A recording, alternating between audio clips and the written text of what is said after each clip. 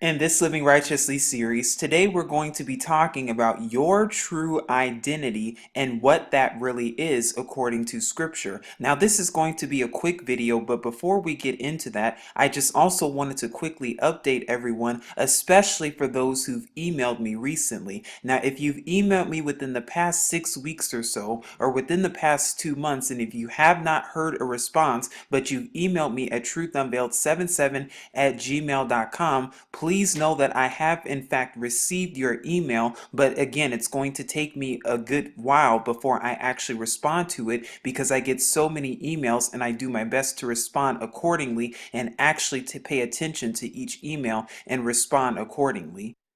So do not be surprised if you do not hear from me for a few months even. Again, if you do not hear from me within a month or two, do not be surprised. And even on Facebook too, when it comes to Facebook messages or even Instagram messages. Once again, because there's a lot going on, I do my best to respond, but please give me time in order to do so. Also, if you've emailed me, please do not email me once again with the same email by either forwarding that email or copy and pasting the same exact email and resending it a couple of days later or a week later or a couple of weeks later. Please do not do that.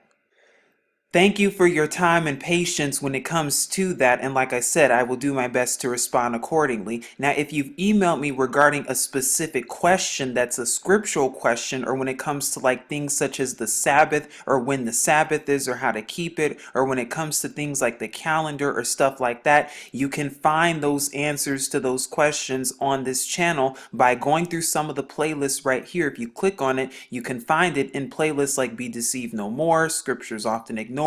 So go through those playlists so that you can find what you are looking for. That way you're not waiting on me to tell you, or better yet, continue to pray to Yahuwah in the name of Yahusha for all of your questions to be answered.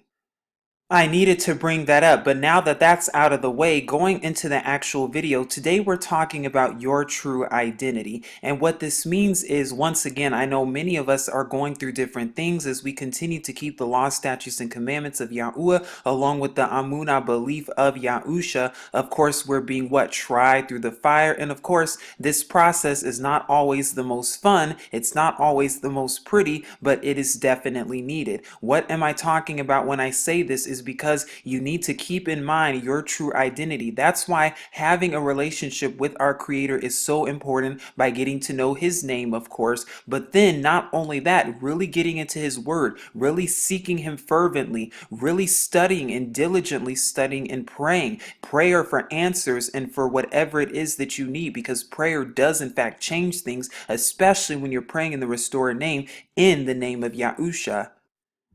Because what does our Creator say about you? He says that you are made in His image and after His likeness. That do not be afraid, for He is with you to save you. Again, He has already spoken these things about you. He's already said that you're the head and not the tail, above and not beneath. So if He said this about you, then it is so, as long as you're doing your part and doing your best to keep the laws, statutes, and commandments. If you're wondering what I'm talking about, please take a look at the Torah Truth playlist that's linked in the description box below. Alright, so if you know that you're a king, if you know that you're a sovereign, if you know that you're a sovereigness, if you know that you are in fact these things, and if you know that you are royalty according to His word, if you know this and you know your true identity, well then what is the enemy going to try to do? The enemy's going to try to come in like a flood and flood your mind with the exact opposite, and more than likely use spiritual warfare such as frequencies and other people and relatives and etc. in order to In order to try to take away your shalom, because the enemy comes to steal, kill, and destroy. But Yahusha has come so that you have kaya, or life, and kaya more abundantly. So greater is Yahuwah, Yahusha, in us than he that is in the world. Why am I reminding you this and telling you about this? Because now more than ever, you need to keep the words, promises, and all the barakutah, or the blessings of Yahuwah, in mind. You need to keep these things fervently in your mind, fervently in your head, no matter what, and stay rooted in the word, no matter what. Stay rooted in his promises, in his plans. He knows the plans that he has for you, plans of shalom and not evil,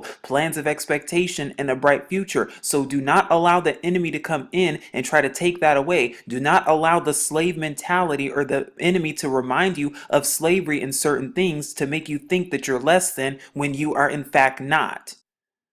When you are in fact more than, when you are more than a conqueror. And we've also talked about these things, and we've talked about this in our affirmations. It's important to reaffirm these things like never before, especially in the season that we're in, on the cusp of the 400 years, because the enemy knows he has but a short period of time.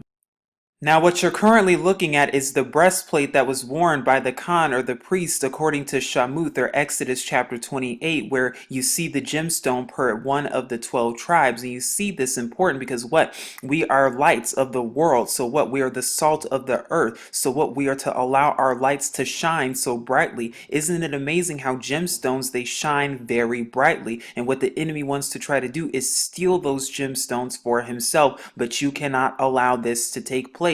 You cannot allow this to happen. You need to know who you are. You need to confess who you are, even if nobody else around you is giving you encouragement. Even if everybody else around you is making you feel less than, well, Yahuwah says you are more than. It's time you start to really have a relationship with our Creator and understand the power of what Yahuwah says about you, because what Yahuwah says about you, nobody else can take that away from you. Not yourself, not the enemy, no devil in hell, not anybody else, no one.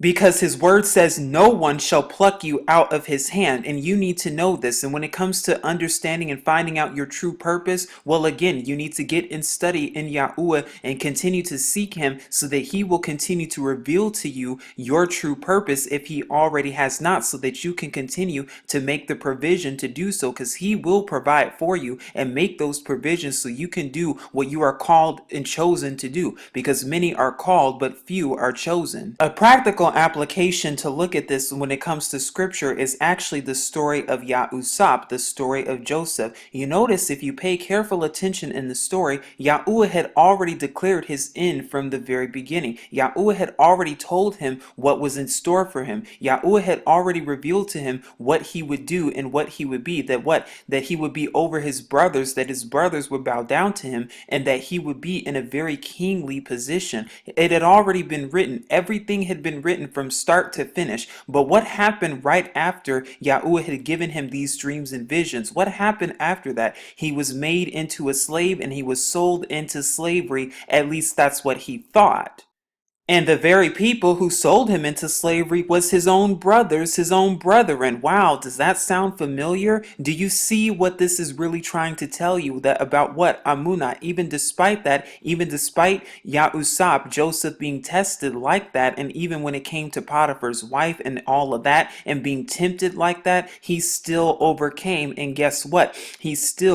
Everything worked out in his favor. Yahuwah worked all of that out in his favor, because had that not happened, how would he have become ruler of Mitzrayim or Egypt during that time? Is Yahuwah doing something similar to you? Is Yahuwah also declaring your end from the beginning? Is Yahuwah also writing out your story and having it all outlined? Is Yahuwah also doing the same things for you? Has he already showed you his signs, wonders, and miracles in your kaya already, whether it be healing, whether it be financially, whether it be emotional, physical, psychological healing, whatever the case might be? Do you think he's going to stop now? Do you think he's going to turn his back on you now? Do you think he's going to just say, oh, whatever, you came this far, it's time to go back into the world now and look back? Do you think he's really going to do that? No. But now you have to continue to look forward and do not be like Lot's wife. You have to continue to move forward also.